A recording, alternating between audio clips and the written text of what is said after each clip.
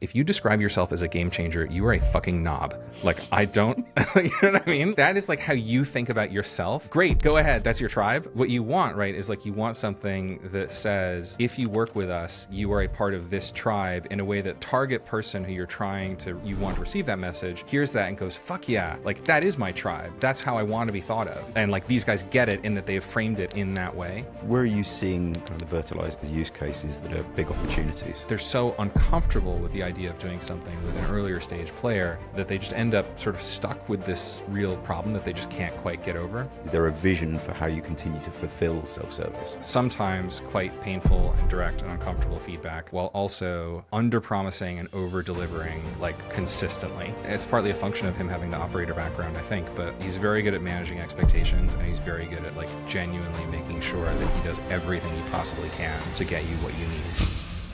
Scaling a fintech is super tough. I've been part of the journey for 2 fintech unicorns and have become obsessed in cracking the code. Join my guests and I, they're all experts in their field, founders and operators, as we attempt to find the secrets and share them with you. Welcome to the Hive Mind. David, thank you very much for joining today. Thank you for having me. So, talking about Griffin, I don't think any conversation with a founder would be correct without the inception tour. So, you know, you were a software engineer before this. Where did you get the idea for Griffin? You know, what was that must-have moment? It's completely stolen, so I did not come up with this. So the provenance is quite amusing. It's helpful to start with like my career trajectory because all of this is like one left turn after another. So initially, my dad was a banker. I wanted to go and work on Wall Street, be an equity analyst. I graduated in 2009, just the absolute worst time possible to want to have that career. So that didn't happen. Ended up doing a bit of sort of energy policy consulting work. And then a friend of mine who I played Dungeons and Dragons with, who worked at a West Coast tech company, but where he lived in Chicago, like, hey, you seem like you know Excel. We need someone who knows Excel to stop the sales guys from bothering us. Can you come and work for us and like basically sit in between us and sales?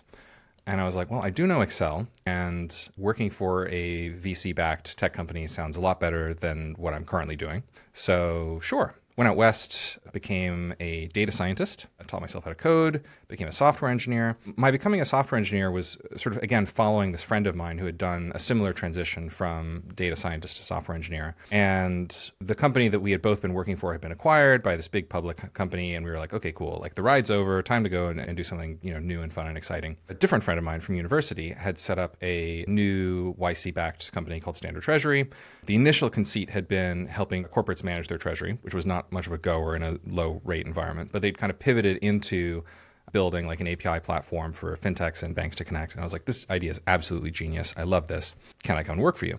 And he was like, well, look, I mean, I know you, but like I'm the CEO. You're a guy who is trying to effect a career transition into software engineering. This is the team of 5 people. Like, I'm not going to hire you without having my tech guys interview you. So they interviewed me and they were like, you have failed this interview very badly. And I was like, okay, well, fair play. Thank you for giving me the chance. Instead, to work for Circle CI, which is where I met my co-founder, Alan Rohner. So Alan was co-founder and CTO there. I worked for Alan, and then Alan was fired by his co-founder, who a month afterwards fired me.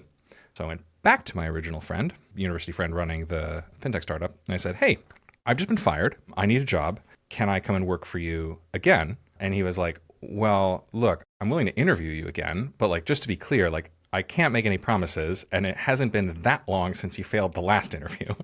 And I was like, yeah, again, okay, fair enough. You know, again, did the whole whiteboarding interview, blah, blah, blah. And then got a call from, I can't remember which, I think it might have been the chief architect. And they were like, well, look, you definitely still failed. You failed so much less badly that we think you might have like a kind of like second order derivative learning thing going on that's sufficiently interesting for us that like we're willing to take the bet. And so I got to go and work for them. And, you know, we're doing this thing of really, really early banking as a service pioneers. And they'd correctly identified that there was this huge market opportunity for fintechs and other tech-led businesses who wanted to be able to plug in at an API level to banks. But they got the business model wrong. So the way that they pitched it was they would go to banks and say, you have to pay us, and we will help you to distribute these products to fintechs and other tech-led businesses.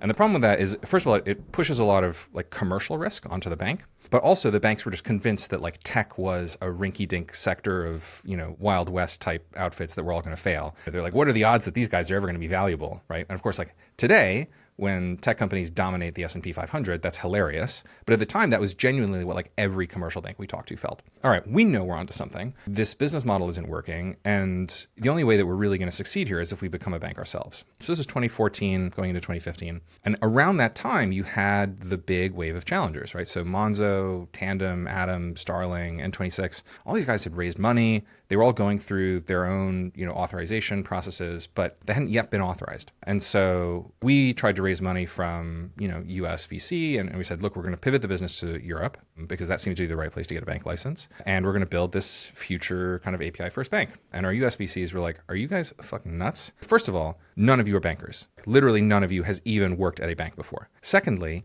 none of you knows anything about Europe. Like none of you. None of you have lived there. You don't know anything about the like regulatory landscape, commercial landscape. Finally, we don't either. Like we trust you guys to build APIs for American banks. We have no business at all investing in you if you're going to go and do this crazy regulatory thing in a completely different country. So the business ended up being sold to Silicon Valley Bank. I decided I would probably kill myself if I had to go work for SVB. So I went to Airbnb instead. And about a year and a half after joining Airbnb, there was this wave of the challengers who we'd been looking at all getting their licenses. And I was like, okay, that's really interesting, particularly Monzo, because I sort of looked at the founding team and was like, those guys are nerds, right? Like, Tom Blumfield's like a, repeat YC, founder. Like if Tom can get a bank license, like I can get a fucking bank license. This is obviously very American of me, but it happens my mom's English. So I had the passport. I had some savings from Airbnb. This is pre-IPO. I really don't like working for other people. So that is how we came to be. So your position is the bank you can build on. Like you're very, very unapologetically aimed developer experience.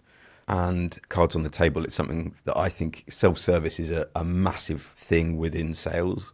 But how did you land on that to the point where you were so confident from a positioning standpoint that's what Griffin would be? It's just what we wanted ourselves, right? I mean, again, Alan, my co-founder, and I are both developers by background. And so the developer experience is incredibly important to us. And there's a Silicon Valley playbook that really works, right? Around, you can call it product-led growth, building in public, whatever you want to call it, of just like, incredible accessibility, transparency. You'll have seen potentially like we've just put our product roadmap up like publicly. Our pricing is public. We're currently doing a revamp, but like there has been public pricing in the past.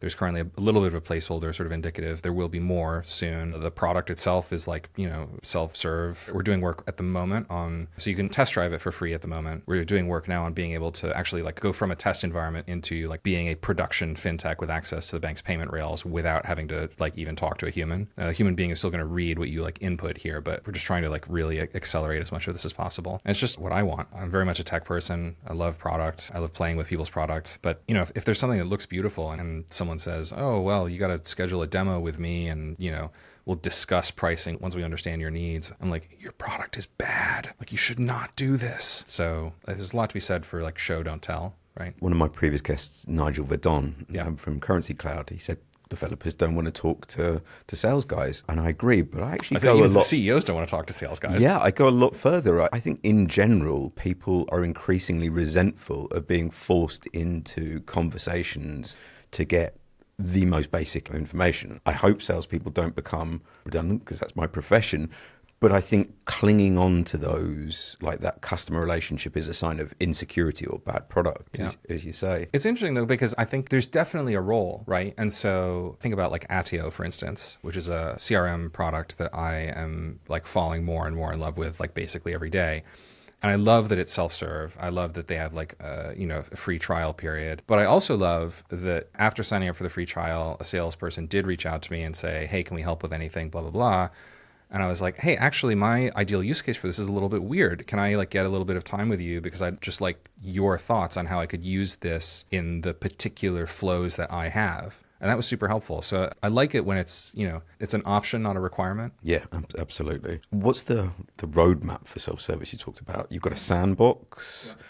You're putting pricing up and that's your intention. Like, is there a vision for how you continue to fulfill self-service? Yeah, absolutely. So one of the things that I hate about the way that banking in the UK generally works is it kind of has this like barbarians at the gate mentality where either you're on the outside and you're not a customer, or you're on the inside and you're kind of entitled to everything. And so because of that, there's actually quite a high hurdle to being allowed on the inside.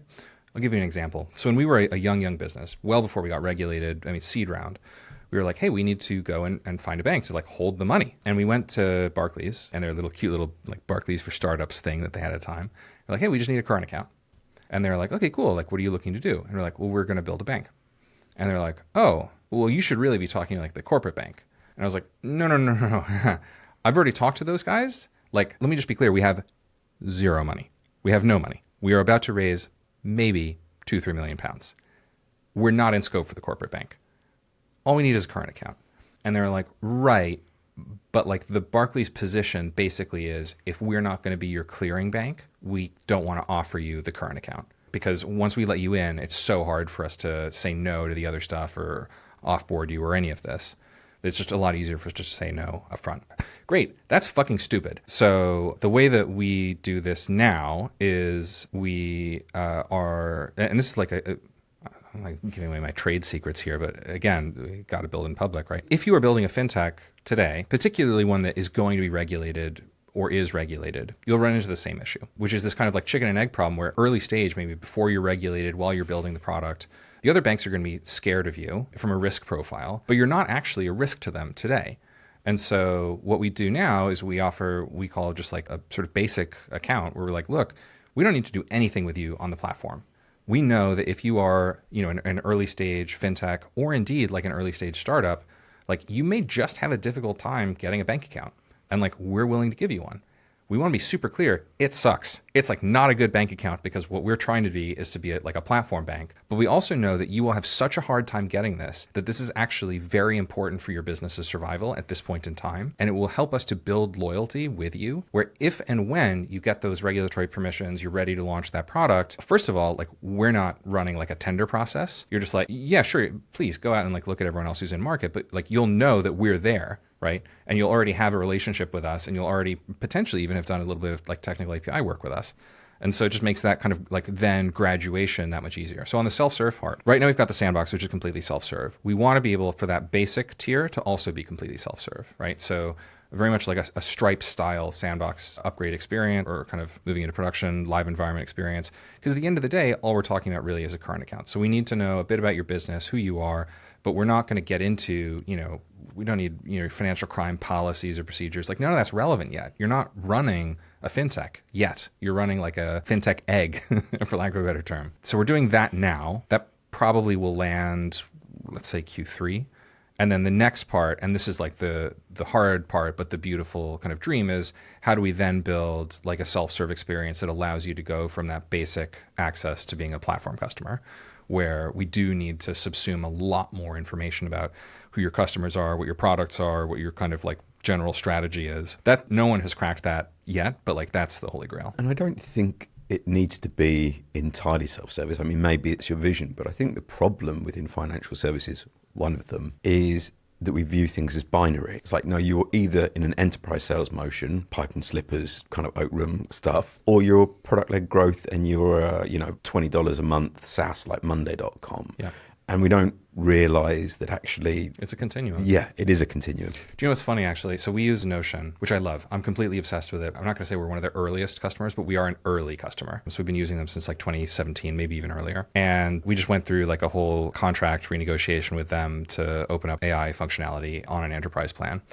And it put us into a drip marketing motion for the enterprise plan where they're like, hey, like, is there anything we can do to help out? It's not being sent by a human, it's being sent by a computer. And I'm like, I forwarded it to our account manager. I was like, Meg, this is a little silly. Like, we've been with you guys for like almost a decade. I don't know how to turn these off, but you need to turn these off. You can trust that we are happy. Yeah. And we'll let you know if we need you. Yeah. Also, it's like we've been power users of the product for like a decade. Like, you don't need to do an onboarding session with us. Talking about BaaS as an industry, I think one of the things, I think there have been a number of areas of fintech that had a lot of hype, have kind of hit the friction of reality, open banking, embedded finance, banking as a service. And I think one of the mistakes the industry has made is we talk about embedded finance, like the people that would consume it would know what that is. Yeah.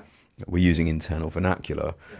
And your message, you know, the bank you can build on is amazing for people that I would describe at the bottom of the funnel. They're kind of problem aware, I would call them. I think we're actually going to move away from it, the tagline. It's highly descriptive, but it's actually not that helpful from a branding perspective. And it occasionally, this is going to sound very silly, but it occasionally leads people to think that we work in the construction sector. Not that often, but sometimes. I've been reading The Brand Gap. One of the things that I love, and they sort of talk about in there, right, is like the idea that branding is increasingly moving, has moved, right, from like what it does, and like what it does from who we are to who you are, right? And so it's like, how do you have a message that kind of is, to your point, like actually about sort of tribal identification, where you, I'm going to poke fun at our competitors, Clearbank, for a second. I think at Money 2020 last year, their stand said like the bank for game changers.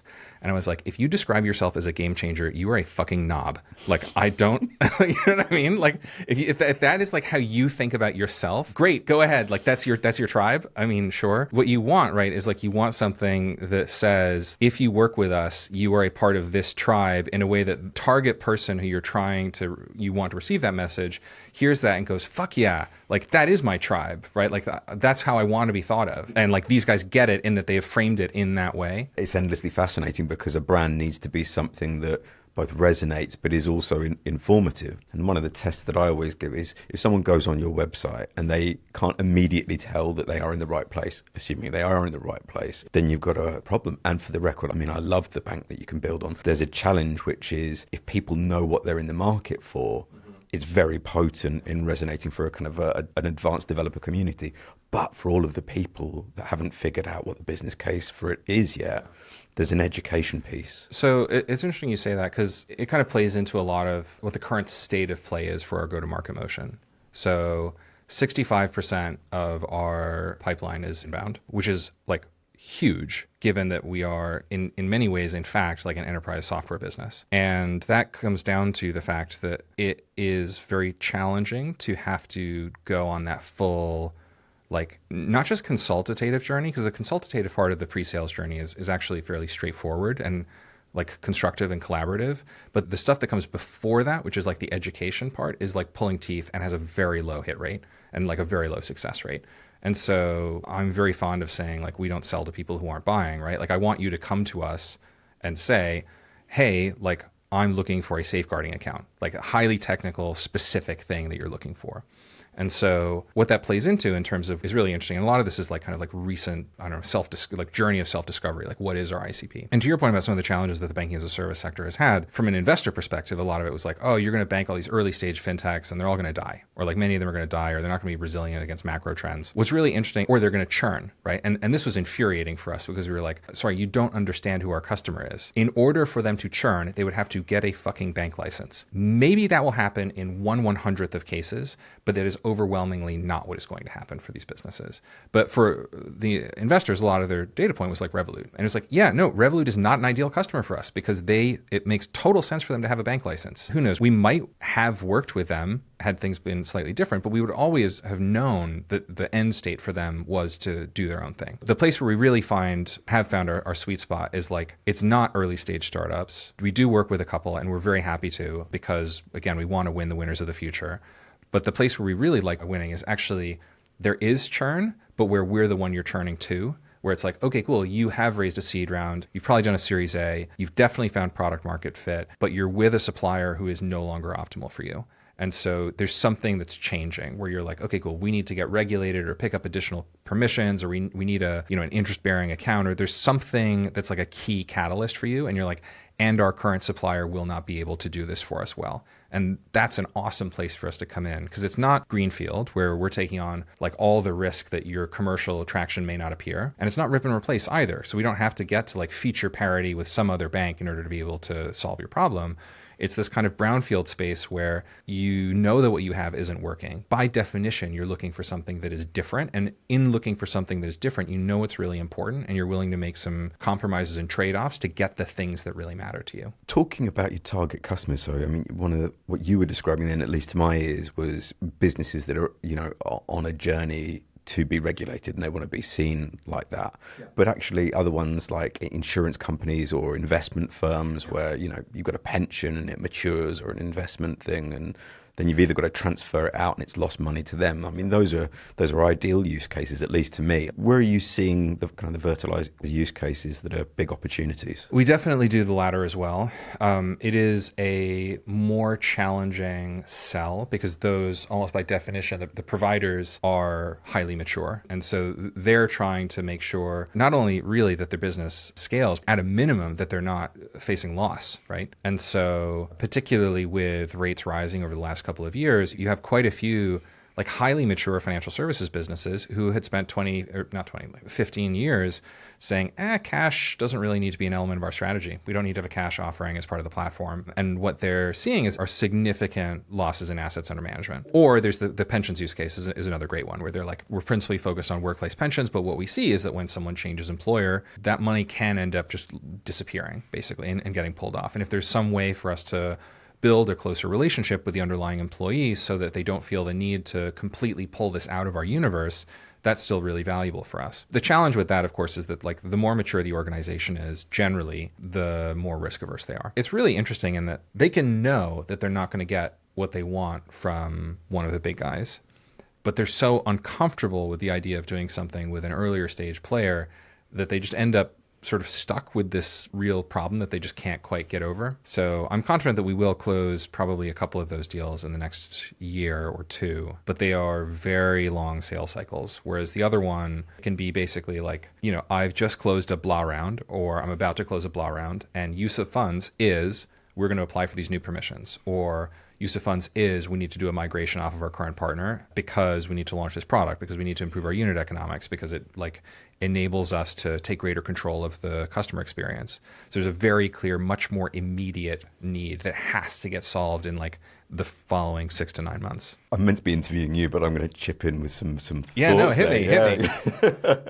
But I think you're going to have some great success with larger companies, and I'll tell you for why. Because we talked about the market maturity of BaaS in general, but actually there's a maturity cycle for new entrants like yourself. And big organizations don't usually like to be the first to adopt, no matter what noise they make. However, that doesn't mean that your bank you can build on or kind of modern technology isn't hugely appealing. I think they're just waiting for a couple of other people to be the first people to cross the bridge. We talk about this as part of our strategy for the decade. Literally, the bullet item is just eat our way up the credibility ladder, right? Like the more names, brands we can attach ourselves to, eventually, you just de-risk that, right?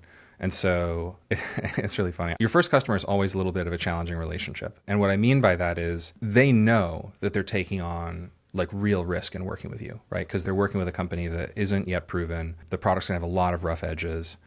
And it's challenging for you, frankly, because you're gonna get a customer for whom the need is really strong, hopefully, but where the fact that there are these gaps means they're gonna be a little bit pushy sometimes in a really good way, but it can be quite a tense relationship. And so I'm always gonna have a lot of time for certainly our first 2 or 3 customers, just because they helped us to bridge that initial one. The first one was when you land the first customer, you're like, all right, is it a fluke, right? Is it an exception? And we were very fortunate in that, in the first, 12 months of being in mobilization, we closed 10 customers. We're very enterprisey, and this is all a long-term play, but it's okay, cool.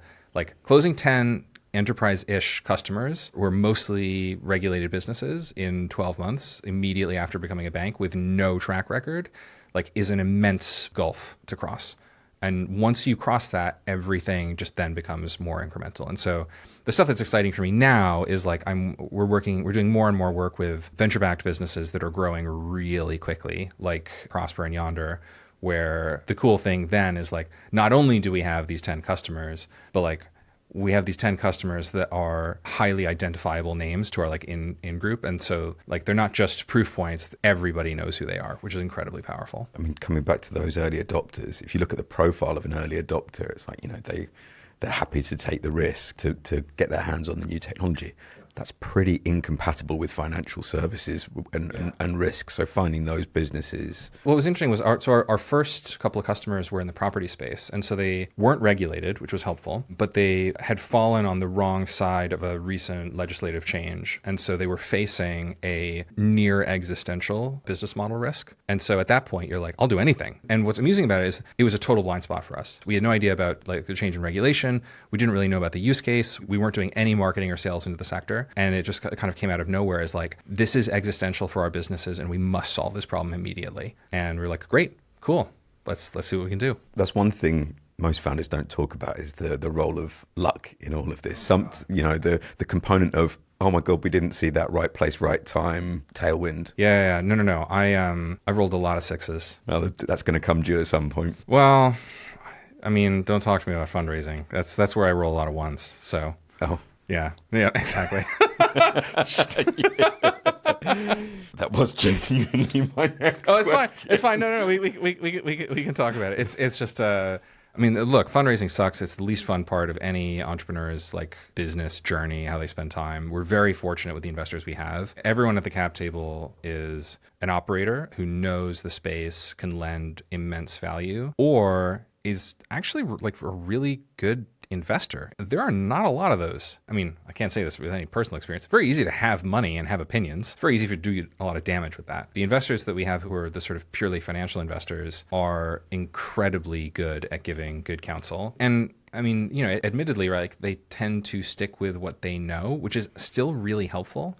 Which is, look, here are our networks. Here are the places that you should consider tapping for additional capital. Here's how to think about how you're going to get perceived. And it's really nice to have that balance. Your operator investors who will kind of roll their eyes and just be like, yeah, fuck investors. Like, they're all terrible. And while also having the sort of investors who are like, you know, this is kind of what we're seeing in market. We're always talking you up. These are the people who I think, you know, you've got a good chance of kind of like getting some traction with. But it's really hard. And especially when we were starting, the European VC market in particular in 2017 when we incorporated had like a fetish for revenue. Valuations were shit. None of the US guys were seriously playing over here.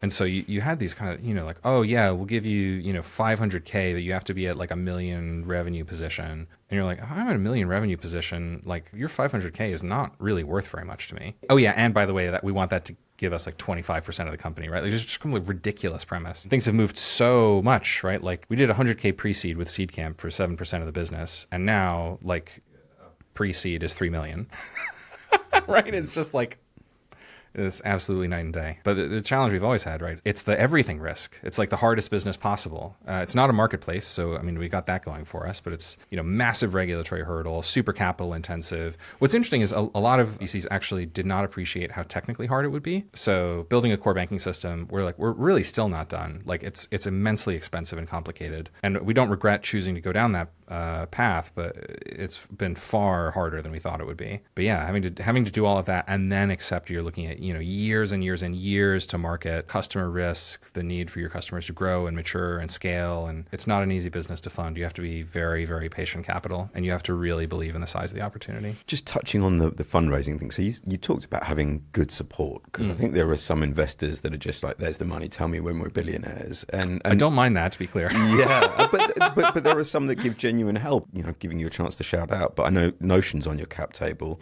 and I've always heard from every people they take stake in that they've been, you know, they're very, very supportive businesses. Yeah, I mean, I literally just spent 90 minutes with a bunch of our investors, and Steven Chandler is the founding partner there. He sits on our board. He is... he's going to listen to this. It's going to be super weird and awkward. I think of him as my business dad, which is a metaphor that my wife started using because she also runs a venture capital backed business. For her, it's Reshma Sahoni, who's one of the founding and managing partners at Seed Camp, who she describes as her like business mom.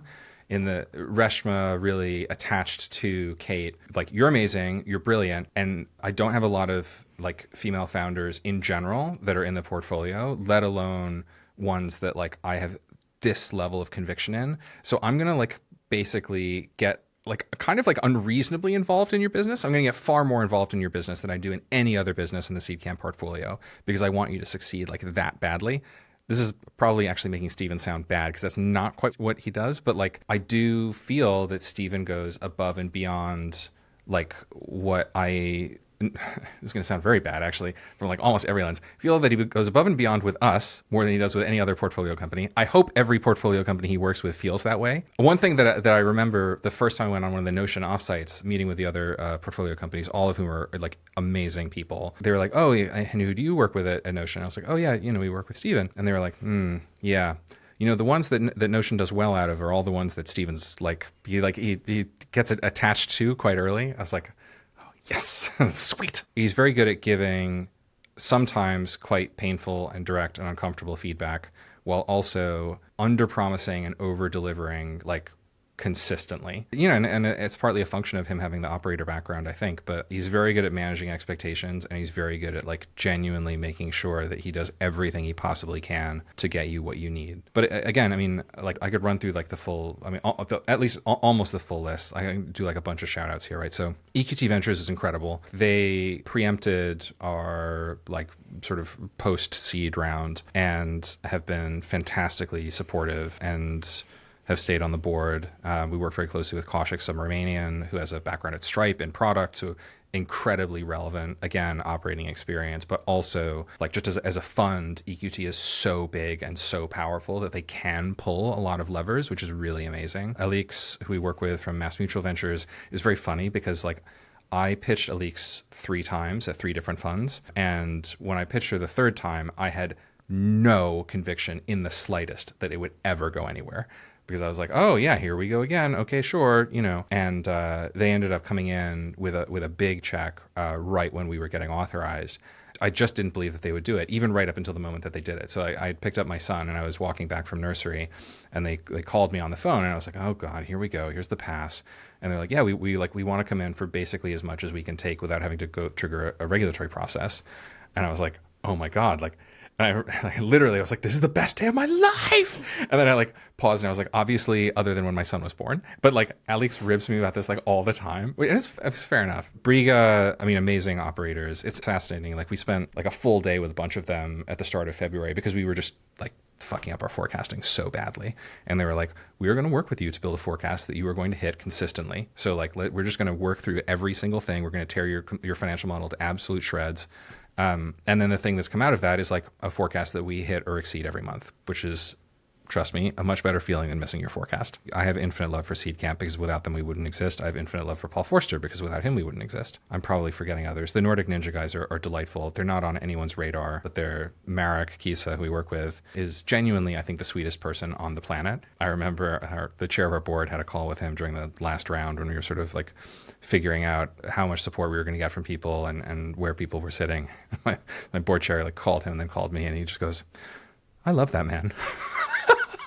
I was like, John, this is a level of emotional vulnerability I don't think I've ever seen from you before. It sounds like you've got a good cap table, or a cap table of good people. Yeah, definitely. So, we talked about at the beginning, this is your first time as a CEO. What's the toughest lesson that you've learned? What would you give to another potential CEO? I think there are a few. One would be on this Briga point most recently. When you're a really, really early stage business, really early stage, everything that you do is overpromise and underdeliver, because that's just the nature, right? You're trying to achieve something impossible. Reality is going to hit you in the teeth. It just comes with the territory.